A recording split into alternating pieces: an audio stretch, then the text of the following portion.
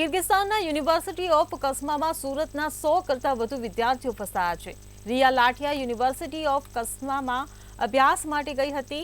વિદ્યાર્થીઓના પરિવારજનોમાં ચિંતાનો માહોલ જોવા મળી રહ્યો છે, જે કિર્ગિસ્તાનની રાજધાની બિશ્કેકમાં ફસાઈ છે। ત્યારે મંતવ્ય ન્યૂઝે રિયા લાઠિયાના પરિવાર સાથે ખાસ વાતચીત કરી હતી। પરિવારે રિયાને વિડીયો કોલ કરતા પરિવારજનો ભાવુક થયા હતા। परिवार द्वारा पीएम मोदी ने रिया ने सूरत सुधी पहुंचाड़वा माटे सरकार मदद करे तेवी विनंती करी छे।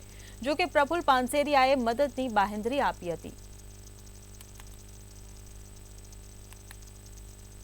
मम्मी पप्पा ने तो एज कहेवा मांगू ज के अत्यारे गवर्नमेंट अमारी सांभळी छे, अमे जेटला बी लेटर्स लख्या छे बधी वस्तु ए लोकाए सांभळी छे अमारी बधी वस्तु, तो हवे एज कहेवा मांगू ज के ए लोका एक्शन ले छे अने जल्दी थी जल्दी अमे लोका घरे आवी जशुं। अमे एवो प्रयास करीए छीए के સુધી હજી જેટલું બને એટલું વધારે પહોંચીએ અને એ લોકો અમને સિક્યોરિટી પ્રોવાઈડ કરે અહીંયાથી એરપોર્ટ સુધી જવાની।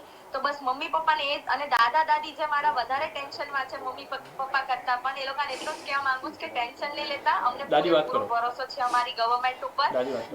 ત્યાંની સરકાર છે એની ઉપર બહુ જ ભરોસો છે ઇન્ડિયન સ્ટુડન્ટ। બસ મારી દીકરીને મારા અહીંયા પહોંચતી કરવી છે, મારી દીકરીને પહોંચતી કરવી છે। એમની મોદી સરકારને એટલી માહિતી કહી છે કે મારી દીકરીને પહોંચતી કરે, બસ અમારી એટલી માંગ છે। કેવી ચિંતા સતાવી રહી છે, દીકરી નથી અને વિદેશમાં ફસાઈ છે, તો પરિવારજનોને કેટલી આ બાબતને લઈ ચિંતા છે? બધાની ચિંતા છે આખા ઘરને કે આ અમારી દીકરી અહીંયા પહોંચતી થાય।